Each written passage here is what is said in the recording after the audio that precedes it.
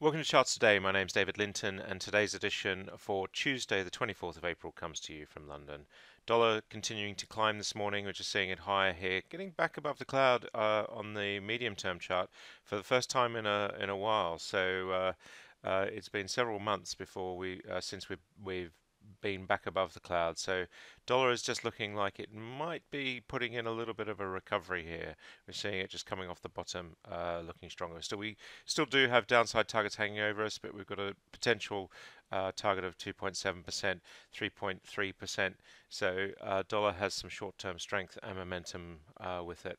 And we're seeing the euro consequently weaker against the dollar, again just dropping down below the cloud for the first time again since the autumn last year. Looking at Japanese yen, we're seeing the dollar strength really showing through here. So that rising dollar really starting to be a feature. And sterling falling against the dollar, dollar strength, sterling weakness back below the 140 level. Against the euro, sterling is below the cloud short term, long term just struggling still to get into a bullish position. And against the Swiss franc, sterling is lower, and against the Australian dollar, sterling sitting at this 183 level, which it has been now for quite a few weeks. Bitcoin is back above $9,000, up 3% this morning. So we're seeing Bitcoin looking strong on that short-term chart, medium-term not clear, and long-term still mixed, below the cloud on the price, above on the lagging line. No clear upside targets for Bitcoin, so it does make it quite a hard call. Keep an eye on the 1-minute charts. The S&P 500 index was up about 0.25% overnight, so market looking a little bit better there.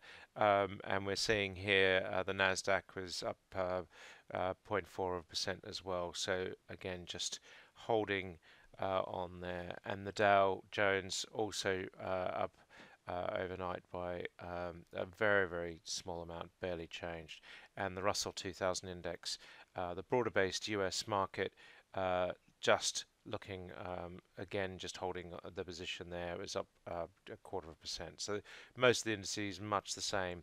The S&P future barely changed this morning, just up slightly, and the Nasdaq E-mini again barely changed. So a bit hard to call which way US markets are going to open. Japan was stronger, up quite significantly over the last few weeks, up another 0.25%, just starting to test whether we get through on the cloud on the medium-term chart.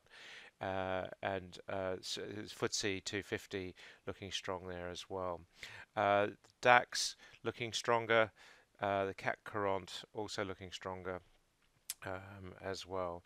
Hang Seng Index is looking stronger this morning, just holding that position. So markets generally looking quite a bit better all round, and the Chinese market up nearly 2%, really having been testing the floor here. So Chinese stocks still not looking great on the charts, even with that 2% rise. The Sensex looking quite strong, and the Australian market also looking stronger. Crude oil is holding its position now at $75, so crude looking strong.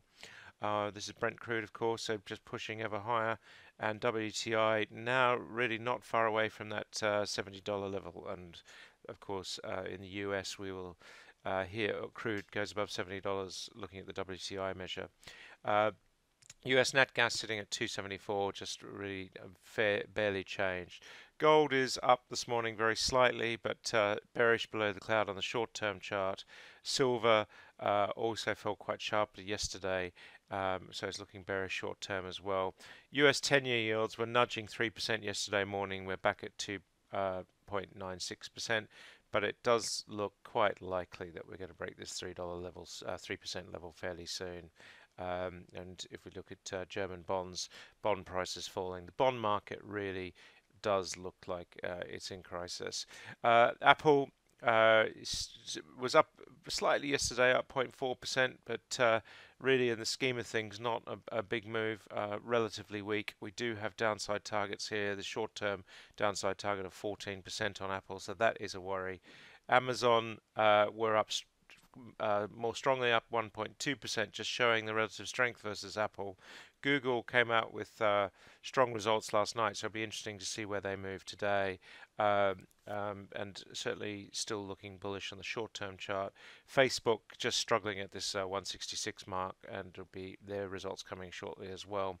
And Microsoft up nearly 2/3%, just showing it's consistent above the cloud on all three time frames. That's it for today. Until tomorrow, happy charting. See you then.